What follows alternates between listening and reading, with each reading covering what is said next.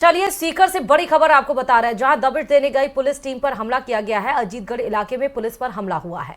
2 SHO सहित 11 पुलिसकर्मी इसमें घायल हैं। बदमाशों ने गाड़ियां भी तोड़ी हैं पुलिस की, और सभी पुलिसकर्मियों को अस्पताल में भर्ती करवाया गया है। भारी जाब्ते और आरएसी के साथ पुलिस ने दबिश दी है। तो एसपी भुवन भूषण यादव भी रात में मौके पर पहुंचे। बदमाश महिपाल को पकड़ने के लिए गई थी पुलिस, तभी उनके ऊपर हमला हुआ। ज्यादा जानकारी के साथ संवाददाता संदीप इस खबर पर जुड़े हैं। संदीप, दबिश देने गई पुलिस टीम पर हमला, क्या कुछ अपडेट इस खबर पे? बिल्कुल, देखिए ये जो अजीतगढ़ थाना क्षेत्र है उसका गढ़ टकनेत एक गांव है, वहां पर ढानी है डाला वाली, वहां का ये पूरा मामला है। और बताया जा रहा है कि कोई जो महिपाल नाम का एक आरोपी है जो फरार था किसी मामले में, उसको पकड़ने के लिए अजीतगढ़ और खंडेला जो पुलिस है वो संयुक्त रूप से उन्होंने दबिश दी थी।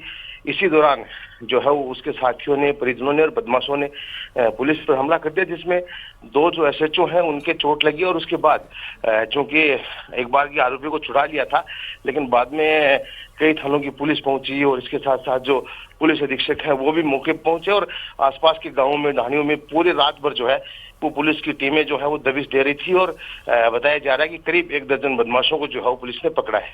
जी ठीक है, लेकिन बदमाशों को यहाँ पर पुलिस ने पकड़ तो लिया है, लेकिन जिन पुलिस कर्मियों पर हमला हुआ है उनकी हालत इस वक्त कैसी है?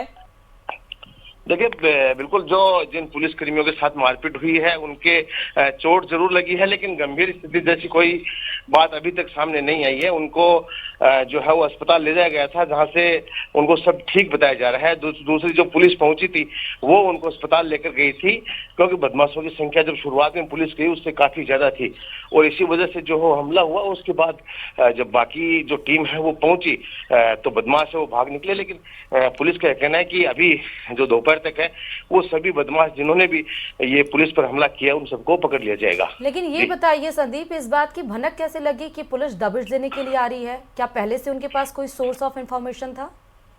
देखिए, ऐसा नहीं हुआ है। जब पुलिस दबिश देने पहुंची, जब महिपाल नाम का जो बदमाश था उसको पुलिस ने पकड़ा, तो उसके जो परिजन थे, उसके साथ कुछ युवक थे, उन्होंने जो है वो पुलिस पर हमला किया है। तो पुलिस अचानक से ही, चूंकि रात को अगर बदमाश को पकड़ने गई है तो निश्चित तौर पर रात को जाब्ते के साथ अचानक से दबिश दी गई है। तो इन्फॉर्मेशन होती तो बदमाश वहां से भाग भी सकते थे, क्योंकि वो पुलिस के हाथ नहीं लगते, हमले जैसी कोई बात नहीं होती।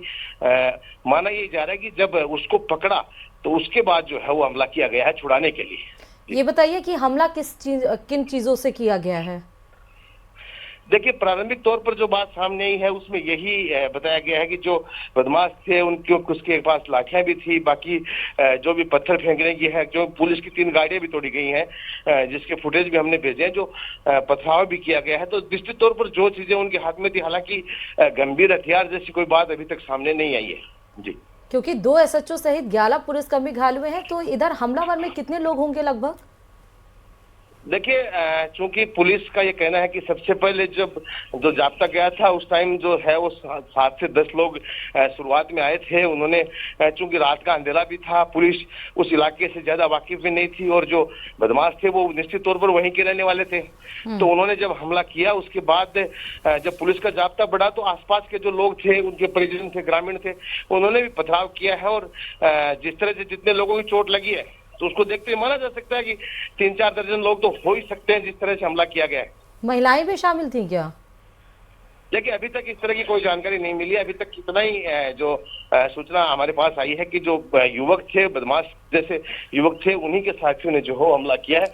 महिलाएं थी, इस तरह की कोई जानकारी अभी तक नहीं आई है। ठीक है, अगर हम बात बदमाश महिपाल की करें जिसे पकड़ने के लिए पुलिस गई थी, जरा इसके बारे में बताइए, क्या किस प्रवृत्ति का है और क्या पुलिस को पहले से अंदेशा नहीं था कि ऐसा कुछ भी हो सकता है? क्योंकि अगर आप एक बदमाश को पकड़ने जा रहे हैं, उस क्षेत्र के बारे में अगर आपको पता नहीं है तो ऐसी स्थिति उत्पन्न हो सकती है। ये पहली बार नहीं हुआ, हालांकि हमने इससे पहले भी देखा है जब पुलिस इस तरीके से बदमाशों को पकड़ने जाती है तो उनका जो गुट होता है वो कहीं ना कहीं हमला करने के लिए तैयार रहता है। देखिए, जिस महिपाल नाम के बदमाश की बात सामने आई है, अभी तक ऐसा कोई किसी अपराध में या किसी बड़ी वारदात में उसका नाम हमने नहीं सुना है कि कहीं किसी गैंगवार से जुड़ा हुआ बदमाश हो या कोई बहुत बड़ा बदमाश हो सकता है किसी मामले में वांटेड हो या कोई 1-2 वारदातें करी हो। इसी तरह की जो जानकारी अभी तक मिल पाई है, इस तरह का कोई बड़ी जानकारी अभी तक नहीं मिल पाई है कि जिस तरह से किसी बड़े मामले में वांटेड हो या पहले से कोई बोझेदा सक्रिय हो। हाँ, ये जरूर है कि पुलिस गई है बताया भी जा रहा है कि 2 तरह की पुलिस गई थी। तो निश्चित तौर पर ऐसे मामलों में शुरुआत में जो है कम ही लोग जाते हैं। पुलिस को भी इस बात का अंदेशा नहीं था कि जाते ही जो है उन पर हमला किया जाएगा। इसी वजह से जो है ये पूरी घटना हुई है।